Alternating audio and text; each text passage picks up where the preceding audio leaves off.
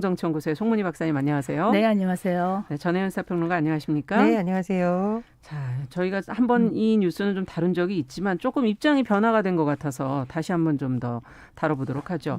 중범죄를 저질러서 이제 금고 이상의 형을 받은 의사의 면허를 취소하는 법안을 두고 지금 그동안 의사협회가 반발하고 있다는 소식을 전해드렸었는데 비판 여론이 조금 높아지면서 의협이 취지에는 공감을 하지만 적용 범위가 좀 너무 넓은 거 아니냐 이런 입장으로 좀 선회한 것 같습니다. 지금 나온 보도 내용을 전혜연 평론가께서 좀 정리해 주시면 같이 한번 어떤 내용이 변화되고 있는지 좀 같이 살펴보죠. 예, 최근 의료법 개정안이 국회 보건복지위원회를 통과한 이후에 네. 대한의협에서는 이것이 법사위에 통과될 경우에 대비해서 강력한 입장을 밝힌 바가 있습니다. 네. 의협이 초기에는 뭐 성명서 등을 통해서 총파업 이런 얘기도 나왔었고 또 백신 접종을 앞둔 그렇죠. 가운데 있어서 좀 협작이 어렵을 수도 있다라는 뉘앙스의 입장이 나와서 공방이 일었었는데요. 이에 대해서 여론이 과히 좋지는 않았던 것 같습니다. 이제 시민단체에서도 비판이 나오고 여성계에서도 전문직의 성범죄 네. 통계 등을 들면서 이 의료법 개정안은 국민을 위해서 통과되어야 된다는 주장이 또 제기되기도 했습니다. 이런 가운데 의협에서 기존과는 이제 조금 달라진 입장을 내놨는데요. 네. 의협이 낸 보도자료 그리고 의협의 김대하 대변인의 언론 인터뷰 등을 종합해서 좀 설명을 드리자면 이런 것 같습니다. 의협의 변화된 입장은 첫 번째는 이런 강력범죄와 관련돼서 금고 이상의 형을 받은 사람들에 대한 어떤 국민적인 우려, 입법의 취지, 국민적 요구에는 공감을 한다. 네. 한마디로 입법 취지에는 공감을 한다라는 거예요. 예. 자, 그런데 두 번째, 그러면 총파업 백신 접종 중단 도대체 뭐냐 하는 의문이 들 수가 있는데 의협 대변인의 말을 들어보면 협회 차원에서 결정을 내릴 바는 없다. 또 이렇게 한 발 또 물러섰고, 자, 세 번째, 그런데 의협에서는 일종의 수정안이 필요하지 않나라는 지금 입장이 전해지고 있습니다. 네. 지금 이제 뭐 살인, 강도뿐만 아니라 여러 가지 금고 이상의 형을 받은 성범죄 뭐 포함해서 다 들어가 있잖아요. 그러니까 의협에서는 뭐 살인, 강도 이런 강력 범죄는 뭐 범죄 처벌을 받아야 그렇죠. 되고. 처벌을 받아야 되고 박탈하는 건 맞는데. 그렇죠. 강력 범죄가 아닌 경우에는 좀 조정이 필요한 거 아니냐라는 것입니다. 자, 근데 이에 대한 반론이 나오고 있는데 지금 우리가 이제 의사 면허를 놓고 불사조 면허다, 방탄 면허다라고 이제 박사님 지난번 비유를 전해주셨는데 네. 다른 전문 직종들은 사실상 이건 예외상 저건 예외상 없이 다 적용되고 있는데 형평성이 맞느냐? 그럼 다른 직종도 다 법을 바꿔줘야 되느냐라는 네. 논란이 하나 일고 있는 거고요. 두 번째로는 의협이 사실 20년간 국회에서 이 법안이 나올 때마다 계속 의료법 개정안에 반대하다가 이번에 개정안이 나오니까 이번엔 또 수정안을 들고 나왔는데 이게 지금 법을 좀 통과를 늦추려는 시간 끌기용이 아니냐 이런 의혹도 지금 언론에서 제기하고 있습니다. 자, 어쨌든 뭐 여러 가지 뭐 실태 조사라든가 국민의 인식과 관한 지금 여론이 그렇게 의협에는 우호적이지가 않은 상황에서 네. 의협이 조금은 변화된 입장을 보였다고 하는데 앞으로 의료법 개정안이 이제 법사위와 본회의까지 통과될지 그렇죠. 그럼 의협은 또 어떤 입장을 낼지가 네. 주목이 됩니다. 네. 자, 지금 이제 어쨌든 취소되는 면허 취소의 적용 범위를 조금 조정해야 되지 않겠는가 하는 입장을 지금 밝혔다는 그 의협. 두 분은 의협의 입장을 어떻게 보시는지 뭐 어떻게 현실적으로 보완하면 좋을지. 우리가 뭐 그 의사 집단을 얘기하면서 변호사, 공인회계사, 변리사 이렇게 국가가 이제 관리하는 네. 면허와 자격을 관리하는 다른 전문 직종하고 비교했을 때 그런 직종에서도 대부분 금고 이상의 형을 이렇게 선고받거나 집행유예 이렇게 된 경우에는 자격 정지가 되는데 예. 왜 의사들은 이것이 과하다고 생각하는가라는 질문을 할 수밖에 없습니다. 네. 그러니까 특정 전문직인 의사만 예외로 해달라는 것인데 이것이 과연 평등에 어긋나는 건 아닌가 이런 질문을 할 수밖에 없고요. 하나 예를 들어 드린다면 성범죄자 등 중대한 범죄를 저지른 분들이요 20년간 택시 운전을 못합니다. 택시 운전도 소중한 어떤 그 일상의 면허죠. 그런데 이런 중대한 범죄를 저질렀을 때 못하게 되어 있어요. 네. 이것은 그전에도 이제 택시 같은 경우에는 실형 선고 받아도 2년만 자격 취득 제한됐었습니다. 네. 그랬다가 20년으로 간 거는 그만큼 이제 이런 범죄가 크다는 것이죠. 중대성이 그렇죠. 크다는 것인데 똑같은 이치에서 의사 면허가 물론 중요합니다만 생존권이 달렸다라고 주장하기에는 설득력이 좀 약하다. 왜냐하면 지금 5년이나 2년의 이런 기간들이요. 영구 박탈이 아니라 그 기간이 지나고 나면 다시 의사 면허를 재교부 받아서 할 수 있습니다. 그렇기 때문에 이것이 과잉 금지의 원칙에 위배되는 것도 아니다고 보여진다. 근데 조금 더 큰 문제는 지금 이제 의사협회에서 의사 면허 관리원 이거 우리 설립 지금 하겠다. 그러면서 의사 면허 우리가 관리하겠다 이렇게 얘기를 해요. 저번에 한번 그런데 한번 이것이 얘기하셨죠. 어떤 문제가 있냐면 특히 의료 분야는 전문적인 부분이기 때문에 전문가들이 많이 들어가서 자체 내 어떤 정화를 하고 이런 비윤리적인 의사를 자체 내에서 퇴출시키는 것도 물론 저는 좋다고 봅니다. 좋은데 문제는 과연 이걸 제대로 할 수 있겠느냐라는 것이죠. 지금 의협 안에 중앙윤리위원회가 있습니다. 여기에서 이런 어떤 비윤리적인 의사들을 퇴출하는 것을 하고 있다고는 하지만 지금까지 봤을 때 이것이 활발하지 못했다. 이렇기 때문에 만약 이거를 그 손에다가 맡겨놓을 수가 있겠는가 이런 의문이 드는 것이죠. 네. 어떻게 보십니까? 최근에 이제 환자와 관련된 시민단체나 또는 의료사고와 관련된 가족들 이런 분들이 국회를 방문해서 이른바 환자들을 중심에 둔 환자 3법을 주장한 바가 있었죠. 환자들뿐만 아니라 이제 이재명 경기도지사도 이쪽을 많이 주장을 했었는데요. 보면 그 중에 이제 하나가 최근에 나온 의료법 개정안, 면허와 관련된 것이 하나 있고요. 또 다른 것이 수술실에 CCTV를 설치하는 법안. 그거는 꾸준히 많이 얘기됐었는데. 그렇습니다. 그리고 이제 형과 관련된 어떤 이제 행정과 관련해서 처벌을 받거나 이런 의료기관의 이력을 이제 공개하는 것 등등이 있었습니다. 이력 공개. 그래서 일각에서는 의료법 개정안만으로도 엄청나게 의사협회가 타격을 입는다라고 하지만 사실은 환자단체에서는 3법 중에 하나도 겨우 상임위만 통과했다는 비판도 있습니다. 그렇기 때문에 부족하다. 지금 의협이 워낙 큰 단체고 중요한 단체니까 의협의 주장이 언론에 많이 공개되고 있습니다만 사실 우리가 의론하는 문제는 그동안 전문 지식이 부족했기 때문에 제대로 항변하지 못했던 환자들의 입장도 정말 들어봐야 됩니다. 그래서 의료사고 피해자 모임을 제가 취재한 적이 있는데요. 이분들이 이게 의료사고인지도 모르고 했다가 나중에 소송을 하려고 보니 무슨 자료를 찾아야 되는 건지 접근이 또 쉽지가 않죠. 그렇습니다. 그리고 증명도 어렵고 이렇기 때문에 사실은 수술실 CCTV 설치 법안까지 이제 주장이 됐던 거거든요.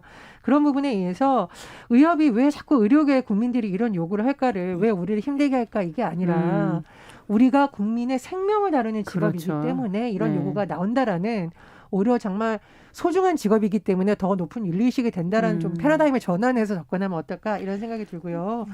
두 번째로 이제 한국의 여성의 전화라는 곳에서 성명과 이제 자료가 나왔는데 2015년에서 2019년 4년간 전문직 4대 범죄 현황을 받아서 공개를 했는데요. 이제 경찰청 집계에 따르면 전문직이라고 불리는 뭐 의사, 변호사, 언론인 뭐 등을 쫙 통과해서 봤더니 의사가 성범죄를 저질러 입건된 수가 전문직 중 1위였다라고 하면서 이제 여성의 전화에서 의료 분야라는 것의 특수성을 많이 지적을 했습니다. 예를 들면은 신체를 어떻게 보면 그 손에 의사의 손에 달려 있는 것이죠. 그렇죠. 그리고 제가 말씀드렸듯이 이게 가해자 측에서 협조를 할 의무가 없다라고 자료를 주지 않으면 피해자들은 본인의 피해 상황조차도 정확하게 알 수 없는 상황이거든요.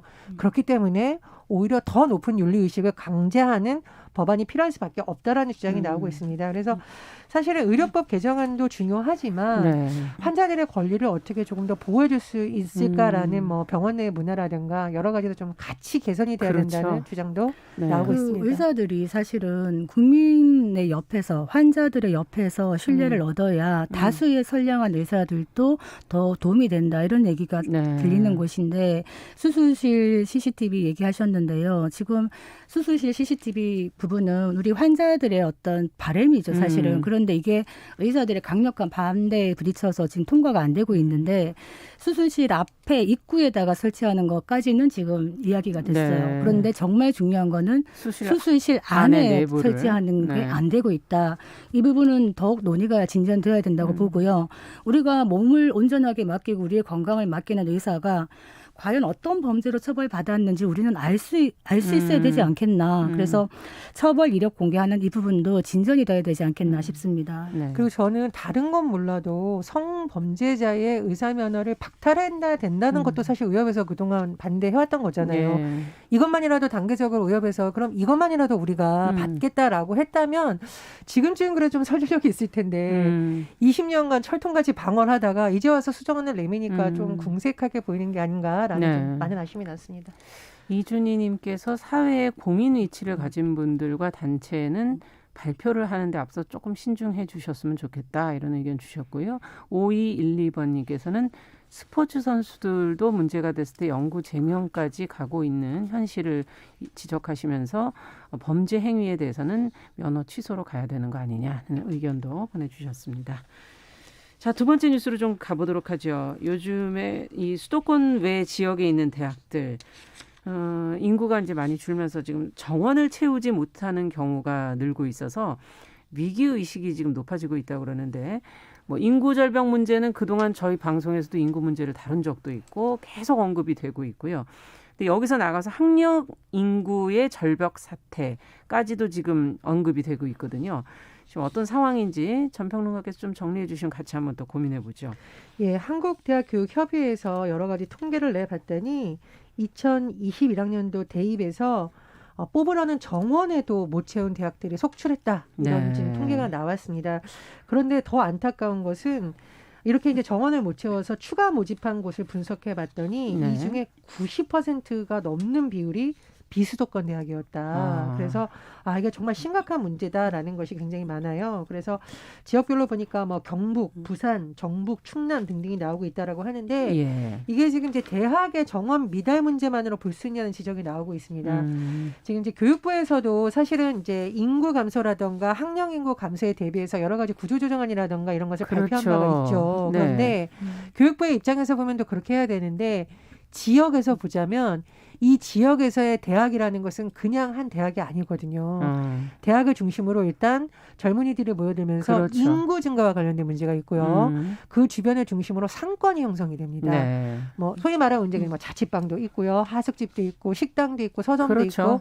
그런데 만약에 대학이 하나 좀 없어진다면 그 상권 전체가 굉장히 타격을 입게 된다. 네. 그리고 그곳에 근무했던 교직원 또 그렇죠. 행정직들도 직장을 잃고 나아가서 지역 전체가 굉장히 분위기가 큰 타격을 입는 등등 이제 우려가 제기되고 있습니다. 그래서 이게 학령 인구 감소는 사실 예견된 부분이고 올해 대학 수학력 시험 응시 지원자 2021학년도 기준으로 봤더니 49만 3,400명 정도가 응시 지원자라고 하는데 네. 전년보다 5만 명이나 감소하고 있다라고 합니다. 이 숫자가 이제 앞으로 계속 급격히 줄겠군요. 그렇죠. 이제 예. 점점 줄고 있는데 학령 인구 감소라는 큰 흐름과 맞물려서 수도권에 그래도 몰리고 있는 이 현상이 겹치면서 네. 지역 대학이 타격을 받고 있는데 더 이상은 정말 방치할 수 없다. 해법을 네. 모색해야 된다는 목소리가 나오고 있습니다. 네, 사실은 오래전부터 사실 학령 인구 절벽 사태는 교육부 관련 아이템으로 저희가 많이 얘기를 했었던 것인데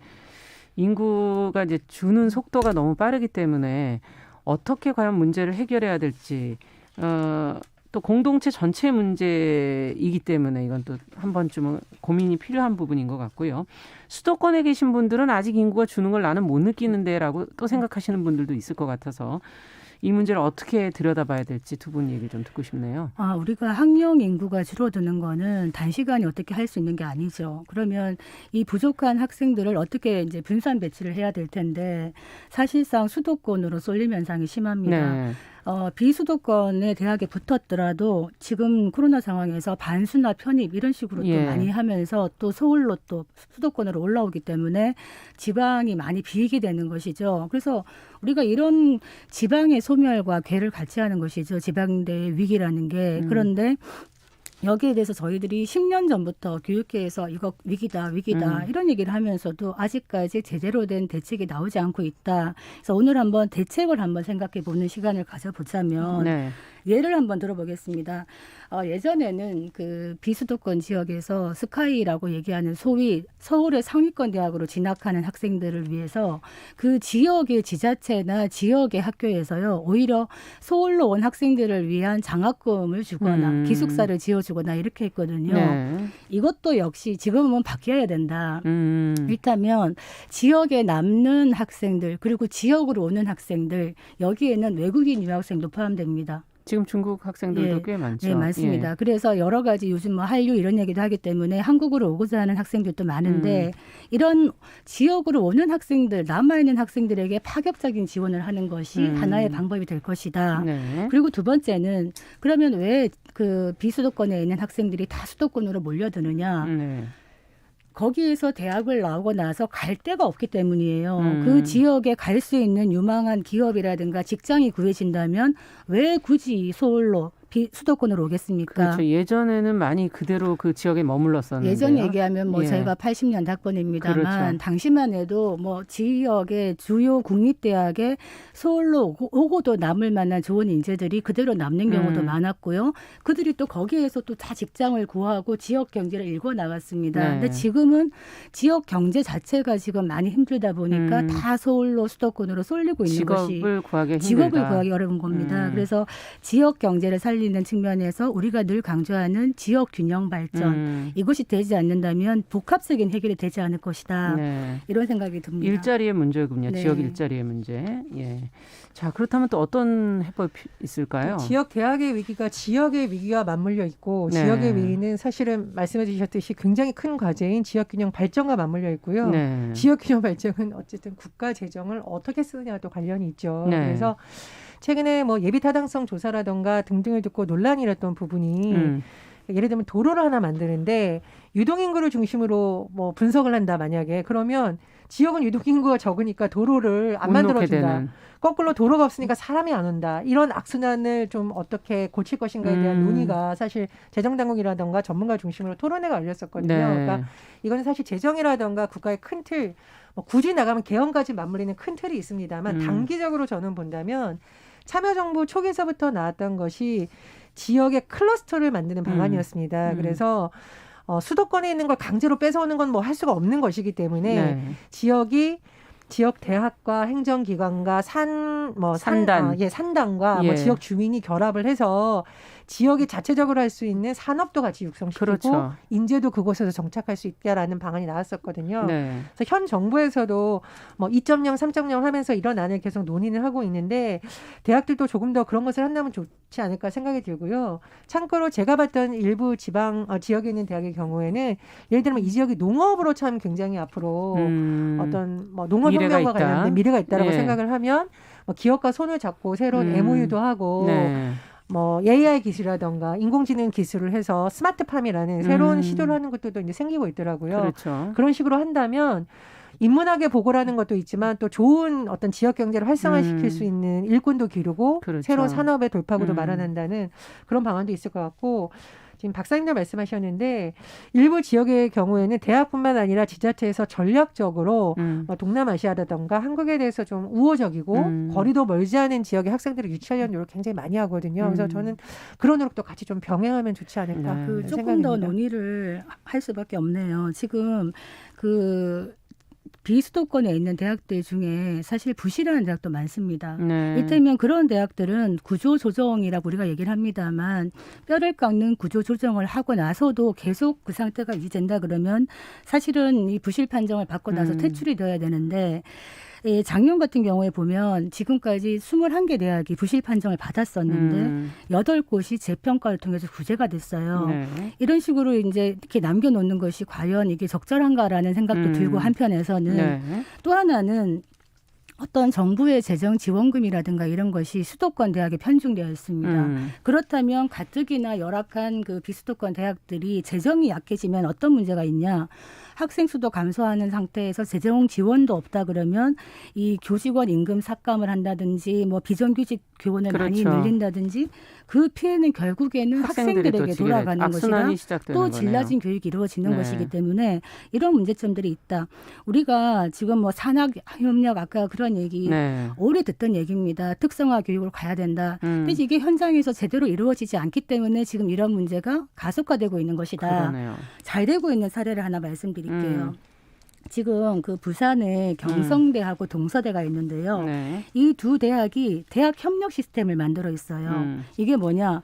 이 대학 간에 같이 협력을 하는 같이 거예요. 협력을 네. 어떻게 하냐면 시설, 강의, 교수, 스포츠센터 다 같이 공유합니다. 그렇기 거리가 때문에 멀지 않은 모양이죠.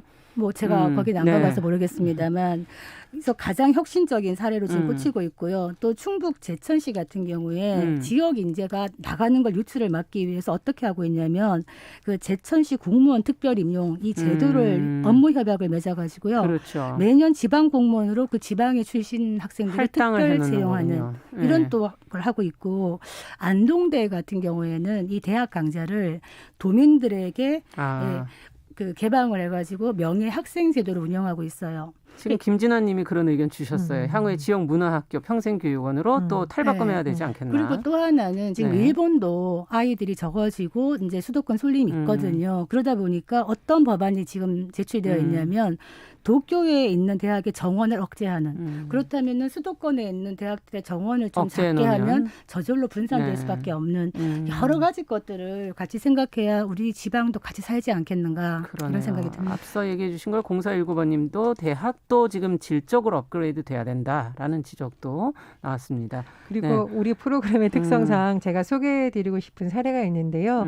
한 지방대학에서 여성인재 육성과 양성평등 관련한 이제 네. 아카데미라든가 이런 걸 열었어요. 근데 지역에서 그게 효과가 있을까라고 했는데 교육했더니 남학생들이 더 좋아하더라. 그렇죠. 왜냐하면 이제 앞으로의 미래 인재들은 차별과 혐오를 배제하고 인권의식이 높은 사람을 지금 선호하는 분위기니까 그래야 또 오래 다닐 수 있고요. 굉장히 호평을 예. 받았습니다. 그래서 지역에서 그런 교육으로서 조금 더 가치를 인정받는 시도를 하는 건 어떨까? 그런 새로운 생각도 관점에서 일자리, 뭐 학교는 공공기관, 뭐 이런 지금 말씀해 주신 걸 따르면 인구 문제만이 아니라 다른 것과의 병행을 어떻게 해서 이 문제를 풀 것이냐 하는 그런 지혜가 좀 필요할 것 같네요. 자, 끝으로 하나만 간단하게 해볼까요? 부부 재산 계약이라는 게 있다는데 이게 무엇인지 송 박사님께서 좀 얘기해 주시면 저희가 관련된 내용 한마디씩만 들어보죠. 네, 부부 재산 계약 들어보셨을 겁니다. 네. 그런데 우리나라에서는 흔하진 않아요. 즉 그 문화상으로도 이거 왠지 외국에서 왜 그러냐면 네. 이제 외국은 계약 자유의 원칙에 의해서 미리 이제 부부 재산 계약 혼전 계약을 해가지고 이번에 왜 트럼프 대통령하고 멜라니아 여사 이야기하면서 예. 혼전 계약서 있느냐 막 이런 얘기 많이 하는데 보통 그거에 따라서 많이 가요. 예, 어떻게 계약을 한다는 겁니까? 어떤 식으로 계약하냐면 네. 외국에 같은 경우에는 굉장히 그 계약이 광범위해요. 뭐 우리가 어디 살지 정하는 것부터 해서 친권, 양육비 아니면 이혼 사유. 그럼 모든 게 예, 미리 다 상대방이 써 바람을 피면 무조건 이혼한다. 이런 것까지 다 할 수가 있는데 우리 한국 같은 경우에는 아직 문화적으로 혼인신고도 하기 전에 미리 어떤 재산 계약하는 거 좀 뭔가 너무 야박한 거 아니냐 이런 좀 문화가 그렇죠. 있어요. 그리고 안 좋게 보는 예. 거에 대해서 좀 부정적이죠. 그런데 예. 이 부부 재산 계약을 사실은 할 수는 있어요. 음. 할 수는 있는데 지금은 비송사건 절차법에 보면 남편이 될 사람의 주소지에 살 수 있거든요. 그렇군요. 예, 그러면 예비 신부의 주소지를 못 하는 거예요. 네. 그래서 이거 예비 신부의 주소지에서도 할 수 있게 해달라라는 지금 의견이 올라오고 있습니다. 네. 어떻게 보시는지요? 한 말씀씩 들어보죠. 그 최초로 부부 재산 계약을 실제로 법원까지 가서 한 게 2005년이라고 해요. 그래서 제가 2005년 뉴스를 보는데 너무 재밌습니다. 네. 부인 제가 이제 부인 남편이라고 편의상 하겠습니다. 그런데 이 서로 간의 합의고 이건 남편이 될 사람이 주도해서 만든 건데 이혼 사유를 명시해놨어요. 4일 이상의 늦은 기가, 외박, 폭음, 도박인 경우는 이혼 사유다라고 아예 적어냈었고 네. 재밌는 거는 남편이 부인의 동의 없이 빚을 내거나 보증을 설 수 없다. 이렇게 아예 남자가 네. 중심으로 계약서를 써왔다라고 야, 네. 하는데 뭐 사이가 좋을 때야 다 좋죠. 그러나 이게 사실 여성들이 이혼을 결정하지 못한 것 중에 경제적 사유가 있었으니까 맞아요. 이런 부분이 또 제도적으로 필요하다고 봅니다. 그 이혼을 압박하는 남편들이 흔히 쓰는 수단이 있대요. 아내와 자녀가 거주하는 집과 자동차를 처분한다는 겁니다. 그래서 어떻게 보면은 이 부부 재산 계약이 사실은 그대로 받아들여지는 경우는 아직까지 많지 않지만 혼인 전에 한번 작성해 보는 것은 의미가 그렇죠. 있다. 네. 이런 생각이 듭니다. 그러네요. 자, 오늘 뉴스픽 여기까지 듣겠습니다. 전혜연 평론가, 더공감 여성정치연구소 송문희 박사 두 분 수고하셨습니다. 감사합니다. 감사합니다.